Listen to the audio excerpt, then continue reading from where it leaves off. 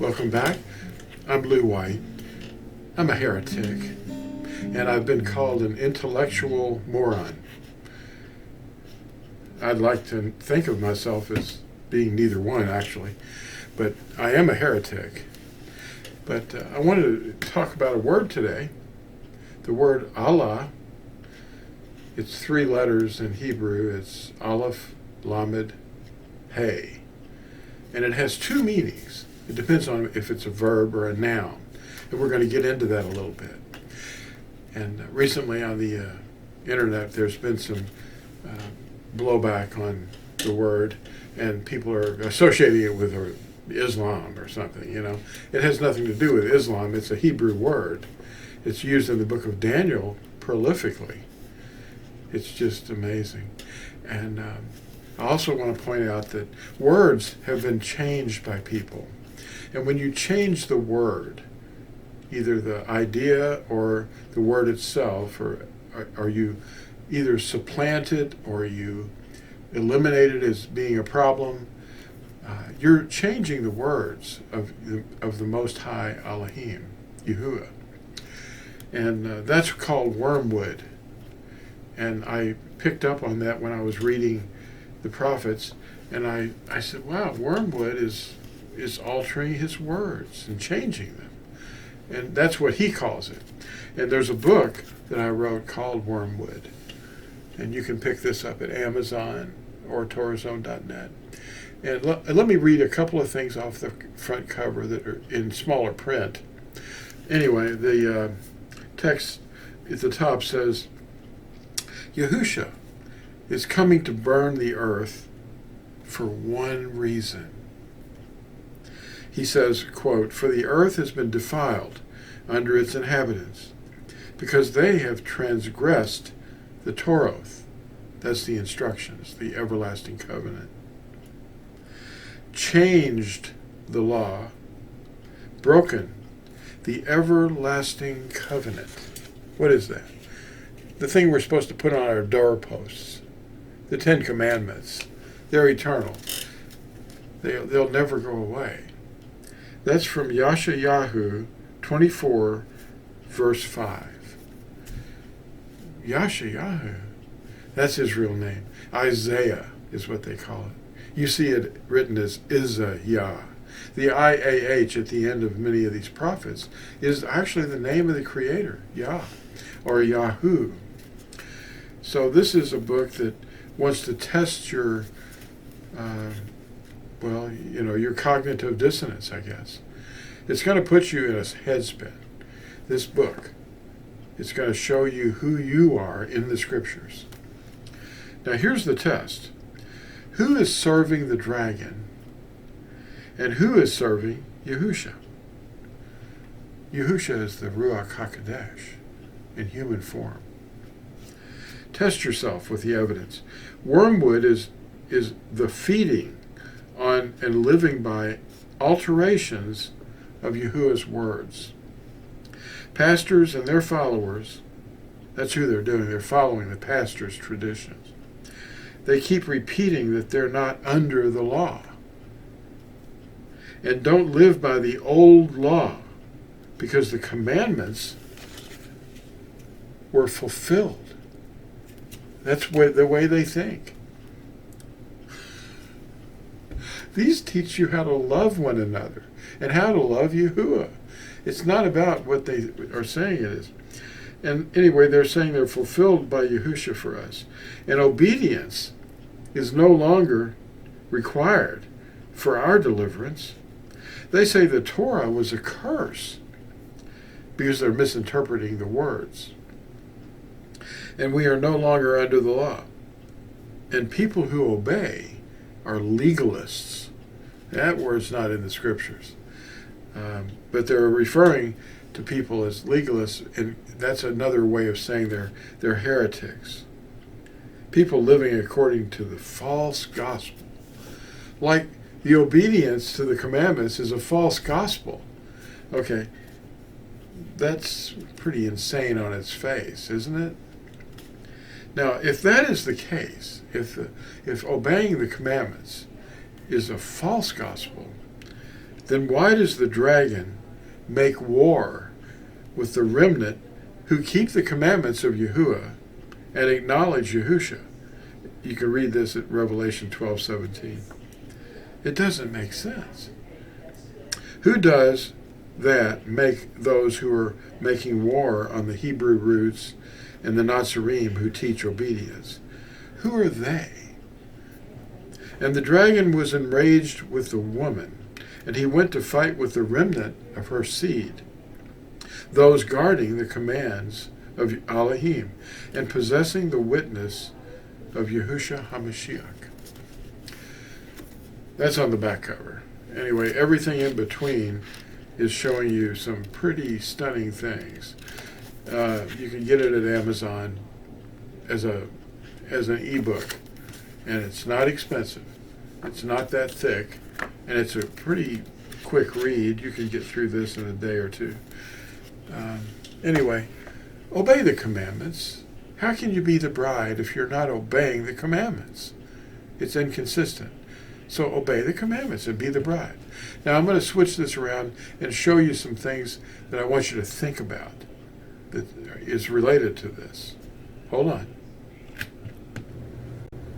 So welcome to the study. This is the word Alah, A-L-A-H, in a transliterated form. And I want to point out that all of this is going to disappear when he burns the earth, because the internet isn't going to exist, and you won't be able to sit down and watch this, because the surface of the earth is going to be overturned and melted. I doubt that the pyramids will be remaining. They're going to go. Everything that men has built are going to be melted. Everything that you see, your car, your house, the place you go to work every day, it's all going to disappear. The only thing that's going to be remaining is a few innocent people that Yahuwah will spare to repopulate the earth, and those that he's changed in the twinkling of an eye, that have been waiting for him and are obeying his commandments and are his bride. They're people that obey the commandments. And the dragon is not interested in people that obey the commandments. Actually, he is very interested. He bothers us a lot. Anyway, Allah is a Hebrew word, or Ebrith is better. You see the EBR in the word Hebrew. That stands for a man's name, Eber, and it's his language and culture. And Abraham was one of his descendants.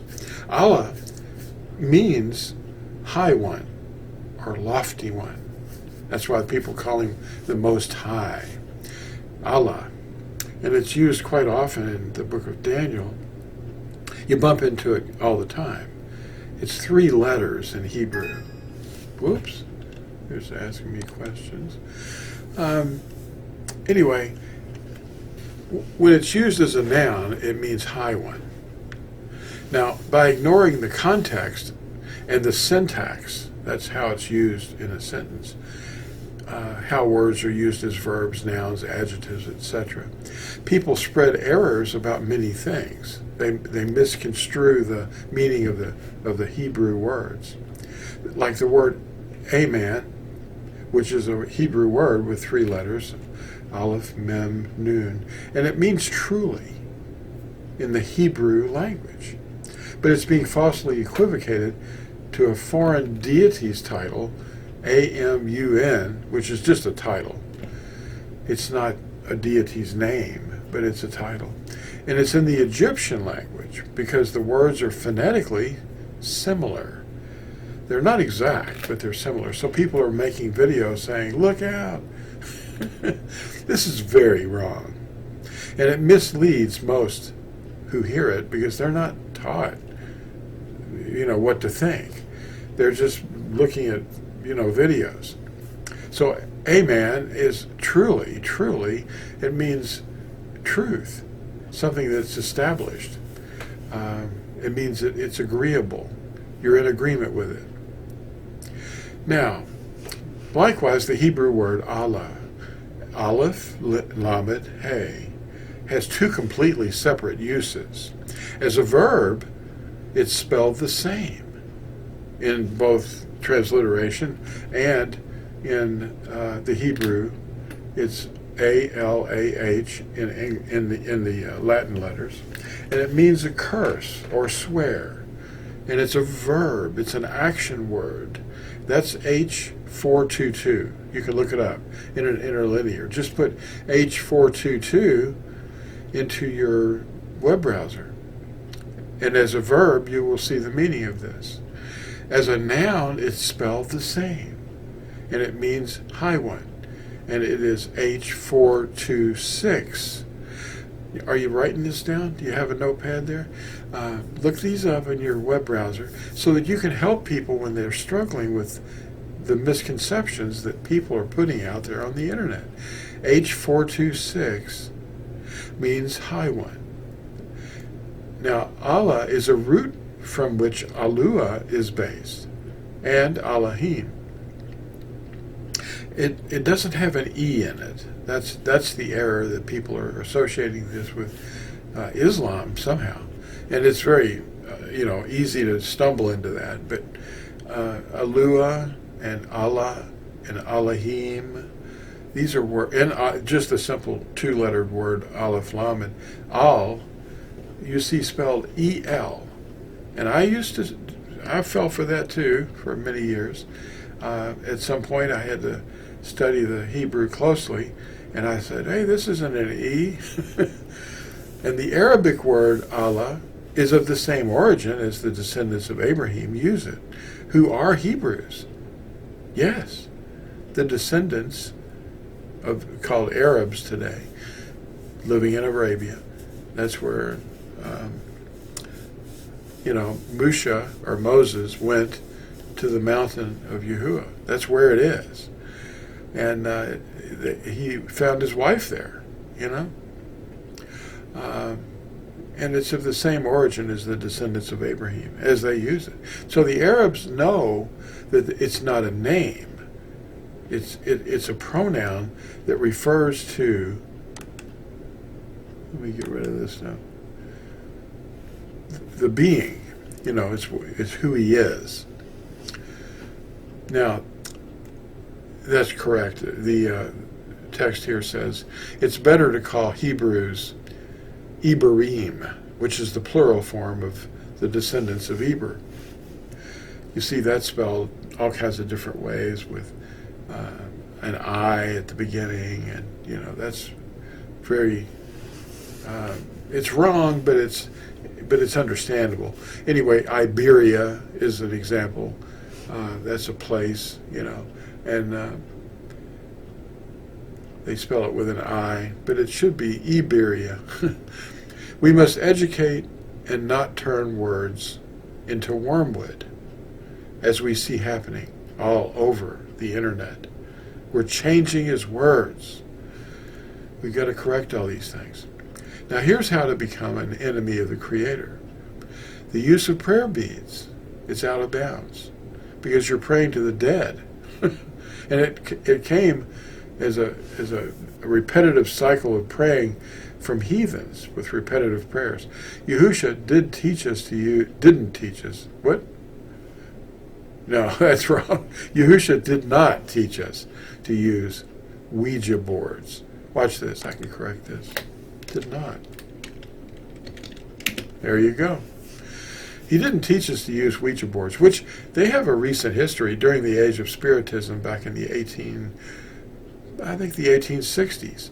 Somebody came out with the Ouija board as a children's toy to talk to the dead, and people started taking it seriously.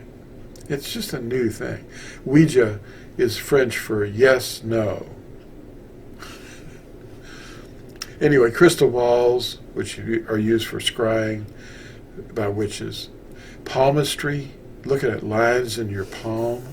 Don't learn the ways of the heathen. Don't look at your palm and see wrinkles and spell words out of it. Okay, please.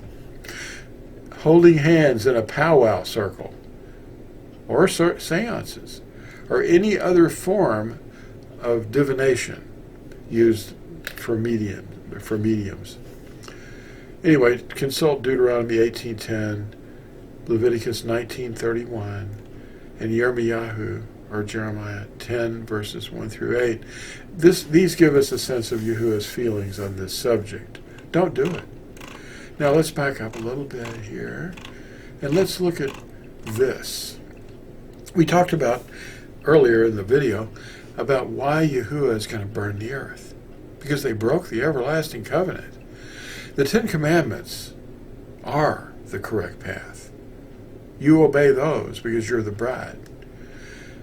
What has happened recently by our enemy at Las Lunas is proof of that.